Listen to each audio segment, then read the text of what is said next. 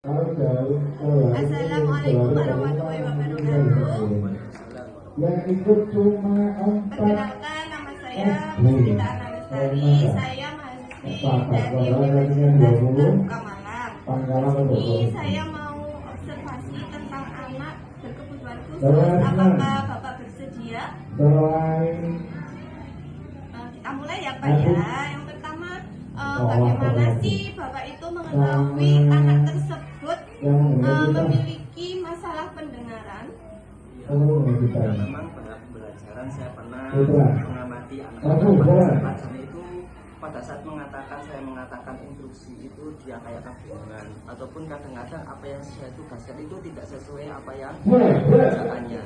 Seumpama saya suruh buka halaman berapa, dia itu masih bingung cari halaman berapa kayak gitu. Tapi dari situ saya amati berarti apa ya. Setelah saya dekati, kemudian saya dia bisa ternyata dia masalah pendengaran. Saya tanya, katanya dia tidak dengar Pak, atau kurang dengar Pak. Selanjutnya, bagaimana sih kemampuan Fahmi ini dalam mengikuti kegiatan belajar di sekolah? Iya, untuk Fahmi memang perlu perhatian khusus karena pertama mungkin dari dia penangkapan terhadap terhadap materi mungkin perlu adanya kekhususan. Namun dia sebenarnya tangkap, mungkin dalam hal ini seperti tadi mungkin dari hal pendengaran atau penyangkapan, mungkin praktek teknis menulisnya yang perlu diperhatikan. Untuk soal pemahaman, insya Allah kalau kami pemahamannya masih bisa mengikuti. Cuma adanya lebih dari perhatian, misalnya dari segi tempat mungkin ini perlu ditemukan. Kemudian yang kedua adalah bimbingan per materi yang diterima atau akan dilaksanakan. Selanjutnya itu bagaimana interaksi sosial Fahmi dengan teman-temannya di kelas Pak? Kalau saya amati untuk Ananda Fahmi ini, dia lebih banyak diam atau lebih banyak mendengar. Jadi apa yang dikatakan temannya itu dia perhatikan, tapi dia jarang sekali untuk memberikan reaksi ataupun komunikasi dari arah. Namun kalau pada saat temannya itu ada hal yang berlebihan, semama dikatakan membuli, dia bereaksi. Tapi kalau dalam keadaan biasa, dia menanggapinya dengan biasa. Apakah Bapak memiliki strategi khusus untuk Fahmi lebih fokus dalam belajar?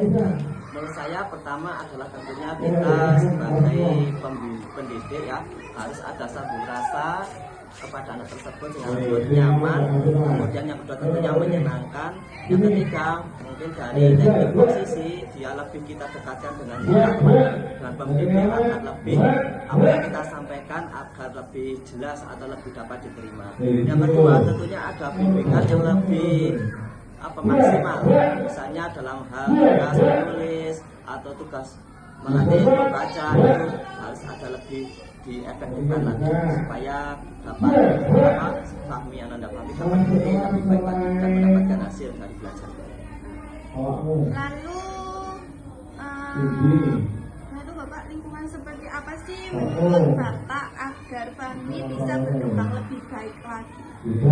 Pertama, Fahmi ini membutuhkan konsentrasi, jadi tentunya lingkungan yang tenang, jadi antara kondisif, lingkungan yang kondisif belajar ataupun di situ anak-anak lebih tertib. Insya Allah Fahmi bisa mendengarkan itu akan mendengarkan kalau lingkungan sekitarnya semuanya itu lebih kondisif. Yang kedua tentunya ada hal yang perhatikan yang menarik dia, misalnya kita dalam menyampaikan itu ada hal-hal yang menarik di depan, misalnya hal-hal yang sesuai dengan dunia anak, dunia usia untuk kelas bawah tersebut, sehingga dia akan lebih perhatian. Terima kasih atas penjelasan dari Bapak. Ini sangat membantu saya dalam mengetahui anak berkebutuhan khusus, khususnya yaitu pendengaran, sehingga dapat saya pahami dengan jelas. Terima kasih atas waktunya ya Pak.